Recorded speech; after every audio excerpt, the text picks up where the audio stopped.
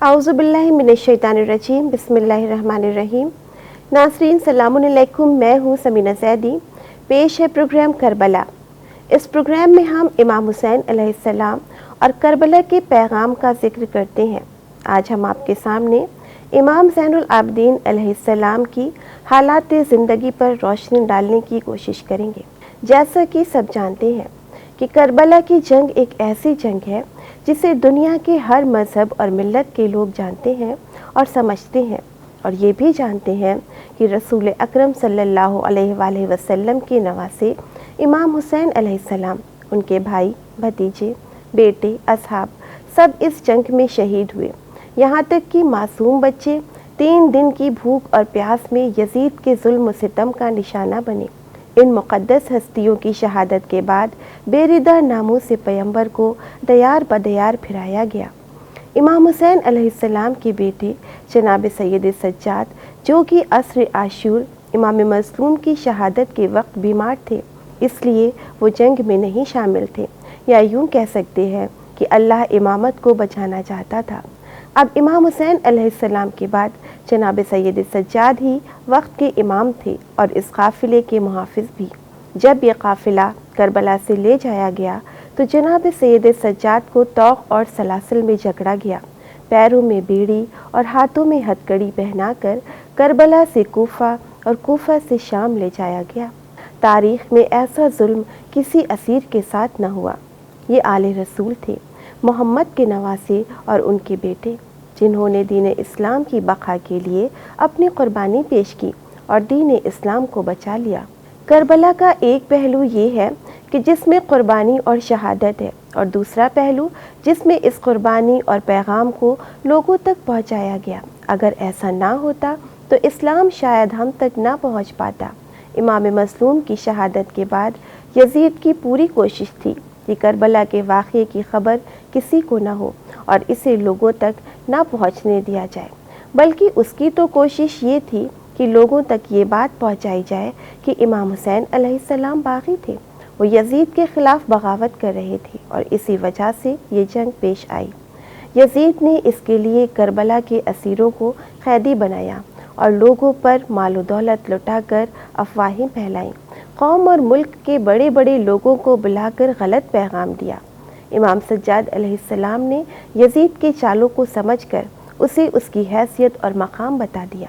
Karbala से कूफा और शाम के बाज़ार और दरबार में इमाम ने अपने खुतबों के ज़रिए यजीद और उसके दरबार के लोगों को करबला के वाक़े और असीरान करबला के साथ हुए जुल्म सितम का मंजर पेश कर दिया, जिससे यजीद इमाम हुसैन अलैहिस्सलाम की शहादत के पैगाम को छुपाने में नाकाम हो गया। इमाम हुसैन अलैहिस्सलाम की कुर्बानी ने जिस दीन को बचाया उसे लोगों तक इमाम सज्जाद अलैहिस्सलाम ने पहुंचाया। इमाम हुसैन अलैहिस्सलाम का मकसद और इमाम सज्जाद अलैहिस्सलाम का मकसद एक ही था, यानी रसूल खुदा सल्लल्लाहु अलैहि वसल्लम के लाए हुए इस्लाम को बाकी रखना। नमाज, कुरान और अम्र बिल मारूफ और नहीं अनिल मुनकर, जुल्म की मुखालिफत, हक़ की हिमायत, मज़लूम की मदद और उनकी हिमायत करना। यूँ तो यजीद ख़ुद को नमाजी और बाईमान कहता था, लेकिन वो दीन जो रसूल अकरम सल्लल्लाहु अलैहि वसल्लम लेकर आए थे वो उससे दूर था।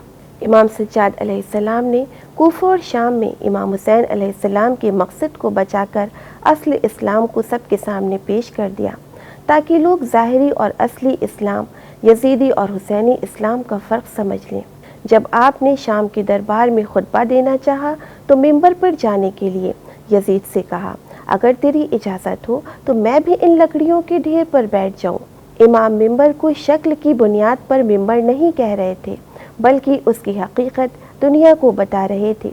जो इमाम शक्ल की बुनियाद पर एक मिंबर को मिंबर मानने को तैयार नहीं, वो इस्लाम की बिगड़ी हुई शक्ल को असली इस्लाम कैसे मान सकते हैं। कूफा और शाम के दरबारों में आपने खुतबों के ज़रिए लोगों को यजीद की चालों से आगाह किया, यहाँ तक कि लोग यजीद के ख़िलाफ़ होने लगे। अब यजीद को लग रहा था कि उसकी चालें नाकाम हो जाएंगी और लोग बगावत कर देंगे। उसने मौका देखकर इमाम अलैहिस्सलाम से बात की और कहा कि आप मदीने जाना चाहें तो जा सकते हैं। ये बात आपने अपनी फूफी जनाब ज़ैनब सलामुल्लाह अलैहा से बताई انہوں نے فرمایا کہ ہم اپنے بھائی پر رو نہیں پائے ہیں، اس لیے ہمیں ایک ایسی جگہ فراہم کرائی جائے جہاں پر ہم اپنے بھائی کو جی بھر کر رو سکیں۔ یزید نے حکم دیا کہ اہل حرم کے رہنے کے لیے انتظام کیا جائے۔ یہاں پر بھی امام سجاد علیہ السلام نے لوگوں کے سامنے کربلا کے واقعے کو بیان کیا اور مجلسیں برپا کیں۔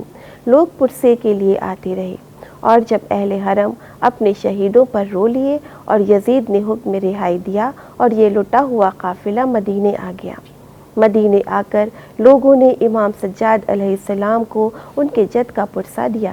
امام سجاد علیہ السلام کربلا کی قربانی اور امام حسین علیہ السلام کے میسج کو لوگوں تک پہنچاتے رہے۔ اگر سید سجاد اسے آگے نہ پہنچاتے تو کربلا میں ہی یہ قربانی دفن ہو کر رہ جاتی۔ کربلا کے مشن کو باقی رکھنے اور امام حسین علیہ السلام کے پیغام کو پہنچانے کے لیے جو مشکلیں سید سجاد علیہ السلام نے سہی ہیں وہ کم نہیں ہیں، اور دنیا میں اس کی دوسری مثال نہیں مل سکتی۔ آپ کی سیرت سے ہمیں یہ سبق ملتا ہے کہ کسی بھی ظالم حاکم کے سامنے جھکنا نہیں ہے۔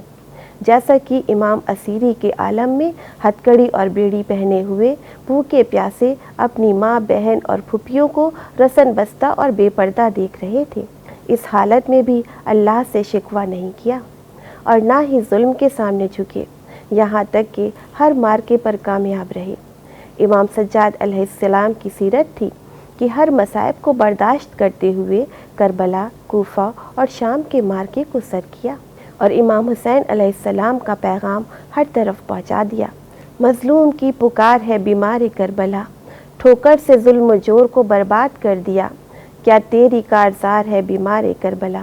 ہمیں اس عزاداری کی اہمیت کو سمجھنا چاہیے، اور جو قربانیاں کربلا والوں نے دی ہیں اور ان کے پیغام کو ہم تک جن مشکلوں سے پہنچایا گیا ہے اسے یاد رکھتے ہوئے ہمیں اپنی ذمہ داری کو سمجھنا اور اسے پورا کرنا چاہیے۔